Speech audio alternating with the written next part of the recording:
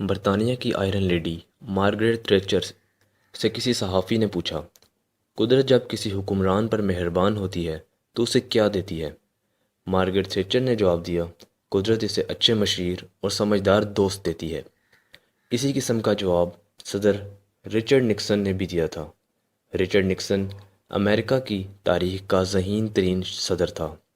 Nixon کا آئی Q level 70 کی دہائی کے تمام صدروں سے زیادہ تھا، اور افغانستان سے کیوبا اور پولینڈ سے سائبیریا تک دنیا کی تمام ایشوز اس کی فنگر ٹپ پر ہوتے تھے۔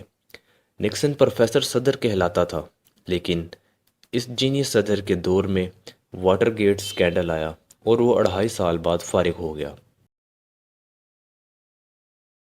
وہ کتابیں لکھنے میں مصروف ہو گیا۔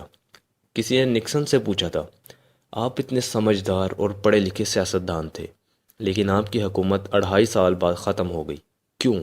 رچرڈ نکسن نے مسکرا کر جواب دیا تھا، مشیروں کی وجہ سے۔ وہ رکے اور دوبارہ بولے، میرے مشیر ناتجربہ کار، جلد باز اور کوتاہ فہم تھے، چنانچہ میرا اقتدار بھی گیا، عزت بھی اور ساکھ بھی۔ رچرڈ نکسن نے اس کے بعد بڑے تاریخی الفاظ کہے تھے۔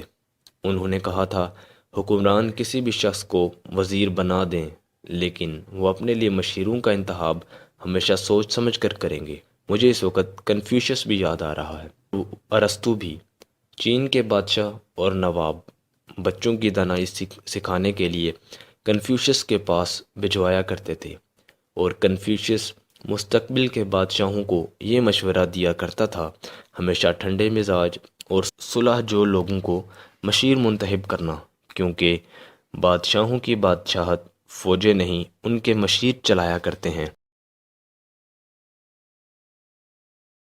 اور ارسطو نے سکندر اعظم کو ایتھن سے رخصت کرتے ہوئے مشورہ دیا تھا، اگر کوئی ملک تلوار کو نیام سے نکالے بغیر فتح ہوتا ہو تو اس کے لیے کبھی جنگ نہ کرنا۔ تم میدان میں فوجی اور تخت پر دانشور نظر آنا، اور یاد رکھو، معاف کر دینا اور محبت سے پیش آنا بادشاہوں کی سب سے بڑی خوبی ہوتی ہے۔ اور یہ بھی یاد رکھنا، کبھی کسی بے وقوف اور ناکام شخص کو اپنا مشیر نہ بنانا، اور کبھی بے وفا کو اپنا ساتھی نہ سمجھنا۔ مجھے تاریخ اسلام کے مشہور بادشاہ خلیفہ ہارون الرشید کا واقعہ بھی یاد آ رہا ہے۔ خلیفہ کو بغداد کے مشہور درویش بہلول دانا نے کہا تھا، جب اللہ تعالیٰ کسی بادشاہ پر خوش ہوتا ہے تو وہ اسے عقل دیتا ہے،